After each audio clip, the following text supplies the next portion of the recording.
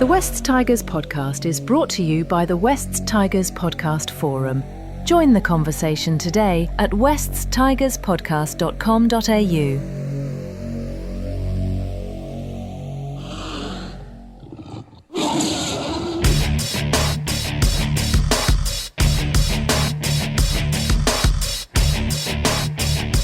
The Wests Tigers podcast, episode number 439, but a little bit different, a little bit of a collab podcast. Zach from Tiger Town is here, and Joe McCord, or Mac, as he likes to be known, from the Wests Tigers faithful here as well. It's been a little bit of an emergency cross-podcast production this time around because, most Wests Tigers fans, I know myself included, starting to get to the point of the year where you're putting your feet up, thinking about your holiday, the year's starting to wind down, and then all of a sudden, what do they say? What hit the fan, and it all did this afternoon. And we've traditionally started the Wests Tigers podcast with one word. I'm not going to expect you guys to come up with one word without notice, but I'm just going to say my one word is gutted. I'm just gutted by what has happened today.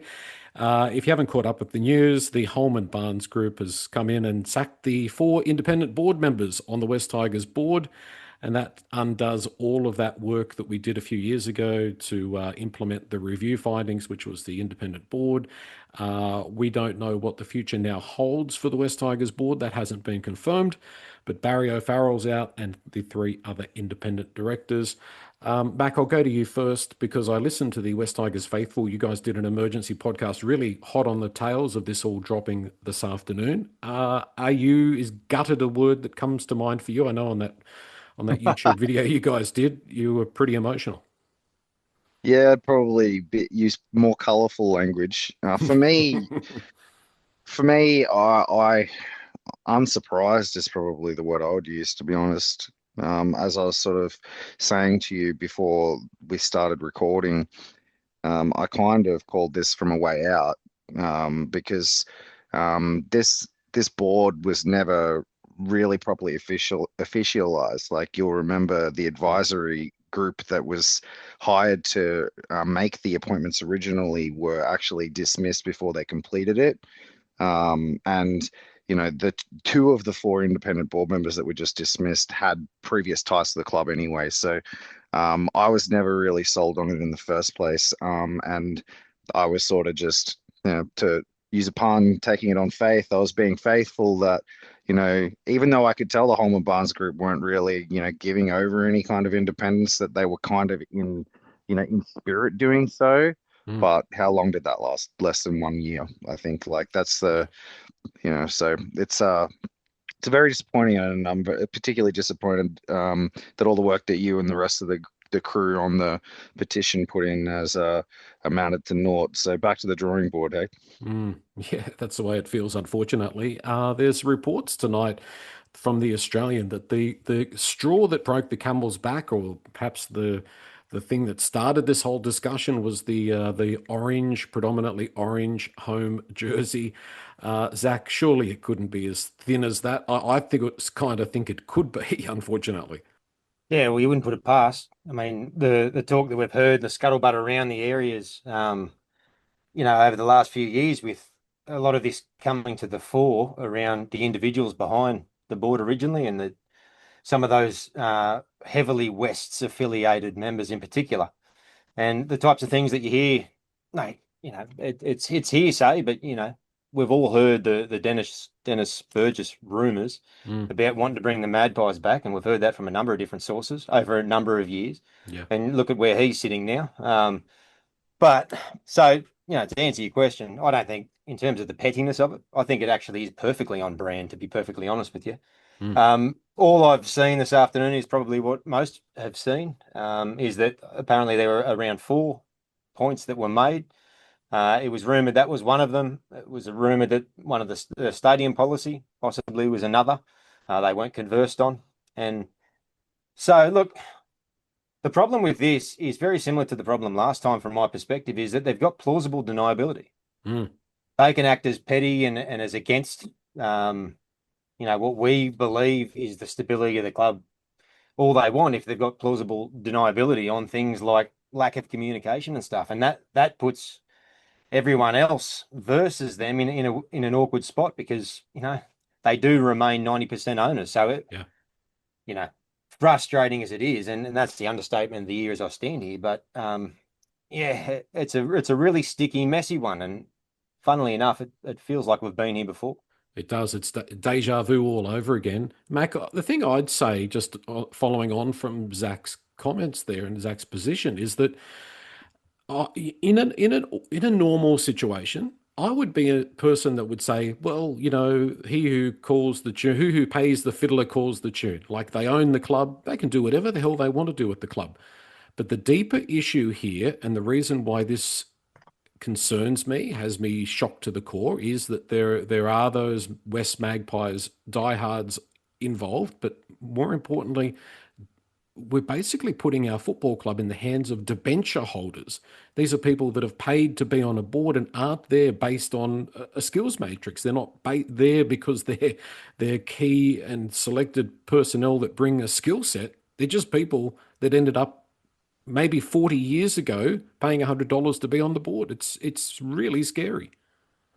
Yeah, it's madness. I mean, you've got essentially the entire NRL club in the hands of a committee that has no oversight, has no skill, has no there's no democracy to it.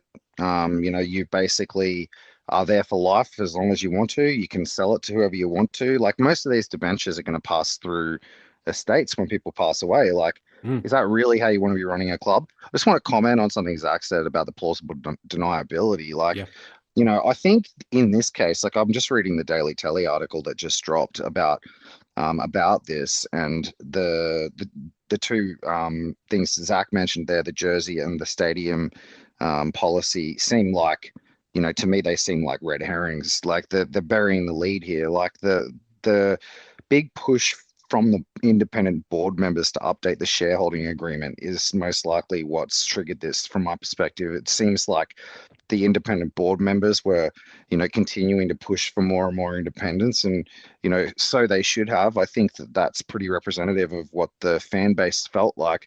But also on top of that, like, don't you find it strange that how is it possible that the Holman Barnes Group board felt like they were being left out in the cold and not consulted on decisions when two of the members of the West Tigers board sat on the correct. Holman Barnes board? Yeah. It doesn't make any sense to me. So, like, in reality here, I don't think they have an actual leg to stand on, and I'm essentially at the point where I'm going to boycott this club. Like, I have no interest in attending games. I have no interest in watching games. I'm not going to consume any media. And as I said to you earlier, the only content I'll be producing is going to be content on the topic of boycotting this club because I'm Mm, sick of it.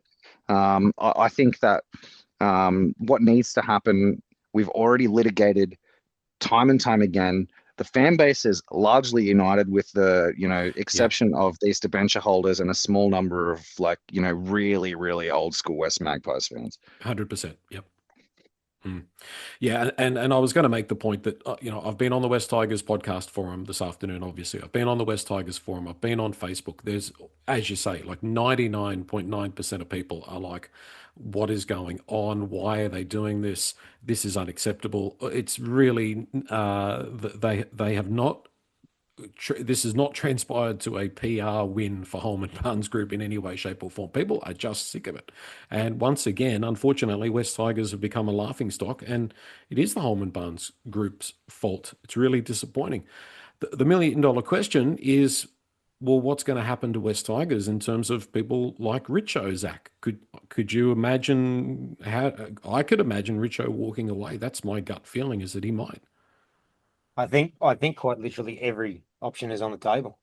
He said when he came in that he only accepted the position if he had, or the board had, true corporate governance, Mm, that's meaning true. that they were entirely independent in order to make every decision that needed to be made, because he knew that there was going to be tough decisions that would go against what the owners would probably like, but he knew Yeah. that it was for the betterment of the club and the football club, and he's done it before, and who is anybody to argue in many ways?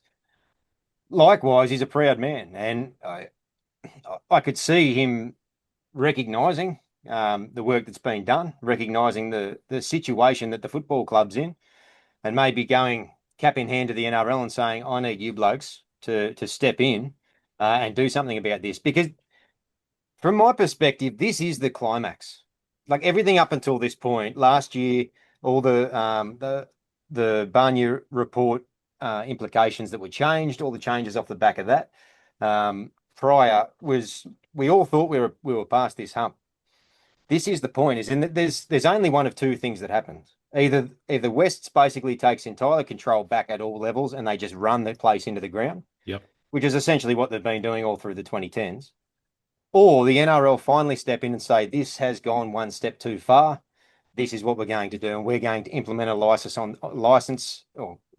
this basis, on the basis that you maintain an independent board or something along those sorts of lines. It's clear to me that, and it's clear to everybody I know, but this right now, there is no moving forward unless we see some form of intervention, because the Holman Barnes Group are never going to sell something that they're happily chugging along. Yeah. It's a tax write-off. It's good on their asset list. Now it's making money thanks to the CEO of their football operations. So what incentive is there to sell? We would need to have a buyer in order for that to happen, and then we're taking a risk with a private entity anyway. So look, the whole thing's a mess. In regards to the Richo thing, I mean, I don't think you'd find a single orange, white, and black blooded supporter that would be happy to see the back of Richo. Except possibly a couple of factions maybe within that Western Suburbs Magpies setup that feel as though he might be undermining their influence. And again, to Mac's point about these independent board members looking to rewrite the policy, which I think in the similar article, Mac, I don't know if it's the same as what you were reading, but that would have then allowed them, had they met certain KPIs that they were projected to get, to then take back control of essentially all decisions at a football level, as opposed to just several at the moment. So, look. I mean, that's correct. Like the article pretty much made it seem to me like the HBG pulled the pin on them before they actually managed to get to the point where they had to live up to their word and actually hand over true independence. Yeah. But to another one of your points, talking about like finding another buyer and stuff like that. I've talked about this at length on our podcast, but there's been a very, very interested buyer sitting in the CEO's chair the entire time. And I can't help but feel constantly like there's been shenanigans afoot from him inside this organization, maybe for the betterment of the club, who knows? But like he was one of the lead, what do you call them? He was in the Firehawks, right? The Firehawks that lost against the consortium that lost against the Dolphins, and he's a life member of the Brisbane Tigers, who the Brisbane Tigers were behind the Firehawks. So I just wonder whether, even if he wasn't, the fact that he was, and the way that the Holman Barnes Group react to things, if they just didn't get cold feet on the whole thing because they were just worried that this independent push that Richo was like part of with Barry O'Farrell wasn't some sort of like hostile takeover attempt of the club from the Tigers, especially considering from the Brisbane Tigers, especially considering like of late, he's been making some pretty unusual like decisions around the playing group with like nepotistic kind of like hires in a second tier and stuff like that. He's been doing some odd stuff. Like, so, he's done some good things, but there's been some questionable decisions too. And he's a man that isn't afraid to make moves. He's a proactive character. Like he has his own agendas and he will push them pretty hard. So I think sorry, I was just going to say, I think that's what you get with that prototype, though. It's an all or nothing. It's Richo's way or the highway. And I think whether or not the HBG were willing to accept some of that, but in the end, not all of that, maybe that's, and as part of this push from the independent board, as if he's not talking to them and in some way, supportive of that himself, because there goes the power for the football department if he can pull it off. So, yeah, it's interesting, isn't it? It's bizarre that they still were holding the cards on signings. Like in that article, it said that the HBG still were actually final approval on like signings and re-signings. Like, so that says it all, doesn't it? Like, what kind of independent board was it truly? And that comes back to that earlier point. I mean, the quality of the people that we had, the four independent directors, all with a really good set of skills, all were people that you would trust in more so than, no offense, Dennis Burgess, but the Dennis Burgesses of the world, who is as qualified as any of us, and none of us are making any decisions about player retainment or recruitment. So it's a crazy situation. Mate, I trust both of you over him. Yeah, actually, I would do. I would back that. What about potential ramifications? Because this is, potentially short term, medium term, long term. I mean, ownership's sort of more of a medium to long term. Do you see, uh, Zach? I'll come to you. Do you see any short term ramifications in terms of negotiating with players, that type of thing? Is this going to be a story that unfolds over the next few days with more chapters, or is this just a bang and it's going to disappear? I expect Richo to come out tomorrow, basically say we'll work with it. It's a Storming and Teacup, and that plays no role in the football department. We carry on. Okay. That's what I expect him to do. Yeah. Create that separation. The media is going to create the amalgamation. The CEO's job of the football department in that position is to circle the wagons and keep them away. Whether that happens or not, I don't know. They're good with their timing. Not like Jerome Buller's. We're negotiating a contract, and it's not like we have Jerome Luai sitting there talking about the history of tumultuous rumblings at the Wests Tigers being the reason for leaving the clauses in there. It's not like any of that stuff happens to be happening at the moment, Joel. But look, if I'm Benji as well, I'm probably just getting the boys together and going, this has absolutely no impact on anything we do. Our preseason's looking, I was about to swear, our preseason is looking hot. And we've got a job to do and block it out as best they can. It's it seems to be, Mac, that it's like this has become like a twice a year sort of blow up, and there always is some collateral damage from it. Like, what do you believe? Do you believe that there'll be more chapters in this story? I'll tell you one thing. I actually have Shane Richardson's mobile number. And he usually replies to me. And when I SMS'd him tonight, he didn't reply. Yeah, right. Okay. So if he was going, yeah, I know, but like, I usually get emojis and stuff. Yeah. Like, just short and sharp. I just feel like if he was just planning on not doing anything, that he would have already just. And you're right. Like, of course, he has a lot on, but like, I digress. Like, I think that initially when I thought about that, I agreed with that. Like, I think, but the more I think about it and the more I look at some of the ways that Richo's reacted to things in the past year, I'm not so sure. It all depends on what his agenda is. Because like if he actually has an agenda, this is an opportunity moment for him. Well, this is them flushing him out if that's what they believe. Yeah. Yeah, exactly. So like I really like playing werewolf. So I like to think about stuff like this quite a lot.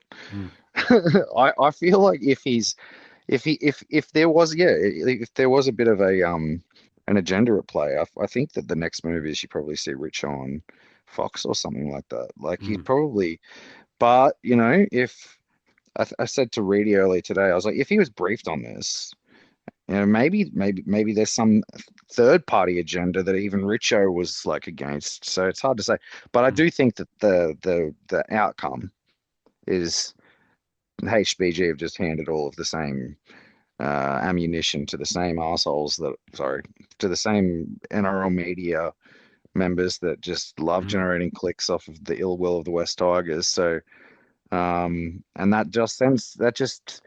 it seems to just destabilize the club. I mean, how couldn't it? I don't think Jerome Buller's fully finalized his extension right now. So it couldn't have really come at a worse time when you're already having to deal with a person like Isaac Moses, who has just moved a player on from the club because he perceived the club as unstable. Correctly. So, yeah, that's true. So I don't know, like maybe the casualty here is Jerome Buller might not resign.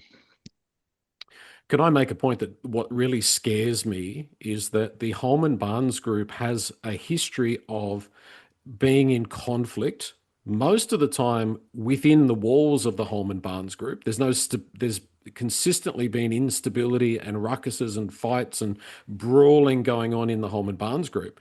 And they are now asserting their authority once again over the Wests Tigers, which really concerns me because there is always a fight going on. And I don't think until you've got stability, and I'm a bit of a broken record on this, until you've got stability, you can be successful. And that's what really concerns me.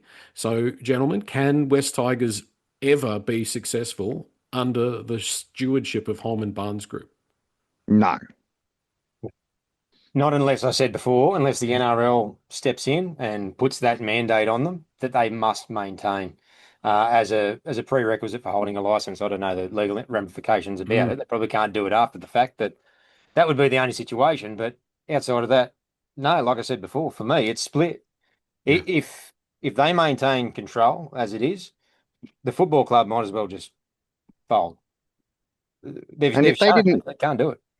And if they did have like external mandates on them, it would remove all of the justification that they have for being owners, because they only like these debenture holders are all status chasers, mate. Yeah. Like if they actually had no power, they'd have no reason to hold the club. Mm. So no, I don't think so. I don't think that. I don't think so. I don't think that. I don't think I just even. I don't think they even deserve to be given another chance. Like, and to your point about they hold the power. Like at the end of the day, as in all things, all the stakeholders hold the power. The fans are ultimately the main stakeholder in this. So like they only have power as long as the fans continue to support the club. Well, that leads me perfectly into what I was going to ask you guys next, is where do we go from here? I mean, already, Mac, you've spoken about boycotting, about, cancelling memberships, that sort of thing. What are we going to do as a fan base to send a message? I don't think, if I jump in first, sorry, Mac, I don't think that financial implications around that, as emotional as that might seem, hurts HBG at all. The fact they're willing, the fact they're willing to pay on, and this isn't a counter to what you're talking about. I 100% understand it, but just from trying to logic it through, the fact that they're willing to pay for Balmain junior systems still fund money into Balmain that they know, with due respect to the side I used to support, is now effectively a dead club. They're a liability on them. I don't know that they see the Wests Tigers as a tremendous money making entity. I think it is more, like I said before, I think it provides them with a juicy asset. I'm sure they're happy to see it grow over time, but I don't think the money per se is going to hurt them. I don't think they're looking at the checks and balances of the football club and determining, we're liking how this is going versus we're not. Obviously they are, but I don't think that's going to hurt them that much. I mean, the fact that we've been making a loss for the last several years and finally turned a profit this year, and now off the back of turning a profit, which they actually mentioned in their longer video statement, in spite of that, they've still acted the way that they've acted. So I don't know that the money as it is and people withholding memberships, ticket sales, all that sort of stuff will do a whole lot personally. What about the status though? Because like I agree with you. Like they view the club as a liability and always have. They're running it as a loss leader. They're running it as a loss leader so they can win wet lunches. They're running it as a loss leader so that they can, pursue their business interests. If the Wests Tigers, didn't actually assist them in that cause anymore, i.e., they were running a club that had empty stands. They were running a club that like had no fans. They were running a club that like whose fans had actively revolted against them. It would undermine whatever justification that they have for being fans. At that point, if they want to keep running the club and sit in the stands and like barrack for a club that has 6 people in the stands, they can be my guest. But like I'm betting that, because I get where you're coming from. The club's not a moneymaker. It never has been. It's a liability. But there's got to be some reason that there's got to be something that these debenture holders and the HBG are extracting from the club. And from my perspective, it's nothing but status. It's to say that they own it. Yeah, it's a power trip. Yeah, and I don't disagree with what you're saying. no doubt that the second that the shine's off the apple, I mean, three times wooden spoon, apple's not overly shiny, but we still That's got valid. crowds, we're still a brand.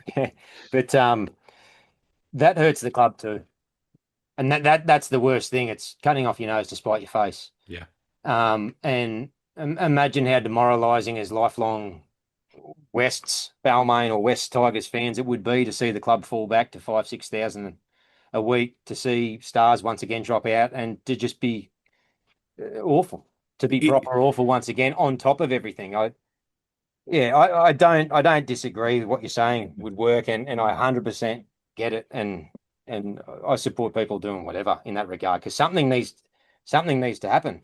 But like you said, Mac, what are they gaining out of the entire situation? From my understanding, they're not even paid positions, isn't that right? Mm. Yeah, they get No. they get expenses. Yeah. Yeah. Yeah. So They get a free I mean, meal, that sort of thing. But yeah, they get to go to the box, that type of thing. They get a good $20 meal. pokies credit every Thursday night. Mac, you're a bit of a conspiracy theorist, and you like a good conspiracy. You've proven that with your Brisbane East Tigers, which I'm not 100% disagreeing with you on. But let's go into that conspiracy world a little bit. What about the term managed decline? Is this part of something to Ah, bring the Magpies back? You just make West Tigers oh, untenable? we didn't actually discuss this. I'm glad you brought that up because that is a good one. Oh, we're on the Because same like, we're on the same wavelength. yeah. No, I brought this up in our Discord of West Tigers Faithful Savages. Like it almost feels like they're trying to kill the club, doesn't it? Like it's like You're certainly doing a great job of it. the Occam's razor. If you're Mm, familiar with the concept of the yeah, Occam's yeah. The razor, most like obvious explanation is probably right. Yeah. it probably like I don't know if it's exactly the most obvious explanation, but like every time that they do something like this again and again and again, it starts to make it seem like it. And when you consider that the NRL are trying to, like expand the game and they're trying to open clubs in other markets and stuff like that. And Sydney is an oversaturated market, and the West Mm, Tigers are probably the most incoherent team in Sydney in terms of its catchment. yeah. Um, yeah, I'm picking up what you're putting down.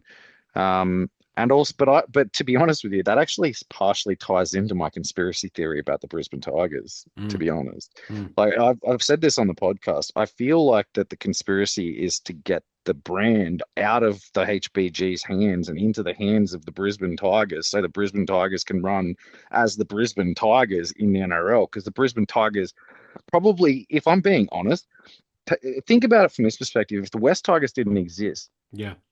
who would have won the franchise in Brisbane? The second franchise, would it have been the Brisbane Tigers or would it have been the Dolphins? Mm, When you look at the way that they've run the Dolphins, they've taken Redcliffe out of their name. yeah. The Brisbane Tigers Well, are Easts. were East, I know, yeah, Mm, but the Brisbane Tigers have like they have a leagues club that actually has better revenue than West Ashfield. mm. They have they're I think it has I genuinely feel like if I was in the NRL position, I'd probably be trying to do exactly this. That's why I Hang on, kind of come up with that hang on. conspiracy theory. I reckon you're just angling to go to more home games. Yeah, exactly. Yeah, yeah. Says the All person right. living in Hey, Brisbane. Yeah, I yeah. Oh, What are you yeah, doing? yeah, yeah. conspiracies. Nah, look, I mean, I wouldn't complain about it.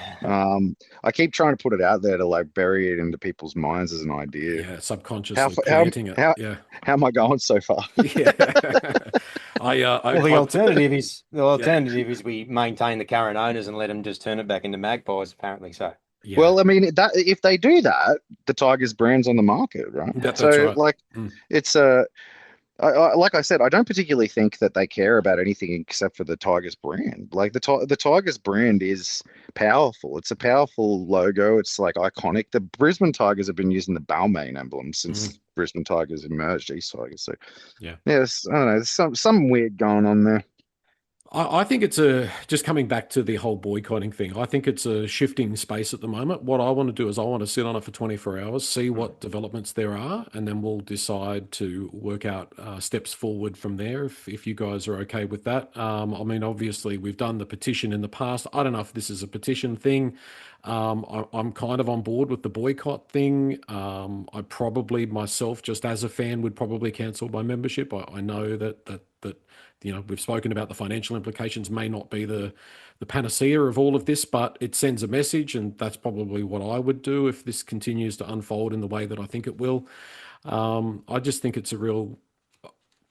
It's heartbreaking. Like, I mean, I said gutted, but I just felt this afternoon like the floor dropped out. I just felt like we finally started to have something to look forward to next year, and here we are. Hello, darkness, my old friend. We're back here again, and it's really hard to find the enthusiasm. Even not just for the podcast, but just as a fan to continue to invest in this club when the people who own it and the people that run it just act in this way and don't inspire loyalty or don't inspire confidence. It's a real shame. I don't know about the NRL getting involved. I mean, I think eventually there must be some circuit breaker in there that if a club becomes so unworkable, the NRL must be able to somehow. Oh, they do. Yeah, there would have to Yeah, be. yeah. Yeah. The NRL can step in if the club brings the game into disrepute. They step in with Parramatta. Yeah, Had they did. board Didn't they? issues. Yeah. Yeah. It's a little bit like and with multiple times. I think they even stepped in with the Sharks at one point. Mm. I personally, at some point during this year when we were in the doldrums, I went and bought a Redcliffe Dolphins beanie. So and there was a couple of episodes that we ran as the Redcliffe Dolphins faithful. So Right. there's maybe we can do some of your best work, Mac. maybe we can just get all the podcasts together to just do a gigantic brand switch. That'd send a message. Like suddenly overnight, all of the Wests Tigers themed podcasts are just different team themed podcasts. Yeah. I'll see if Danny Burgess is available. Yeah. Hello, welcome to the Perth Bears podcast, episode number 1. Please do it. It would be so funny. Oh, I would find that so amusing. At least we haven't lost our sense of humour. I think as a Wests Tigers fan, it is a prerequisite that you have a sense of humour. Boys, I really appreciate your time. It's been a hard afternoon, and as I said, let's sit on it for 24 hours. Let's see what happens, and watch this space. I reckon is the best way to put it. Sounds good. Thanks for having us on, mate. Cheers.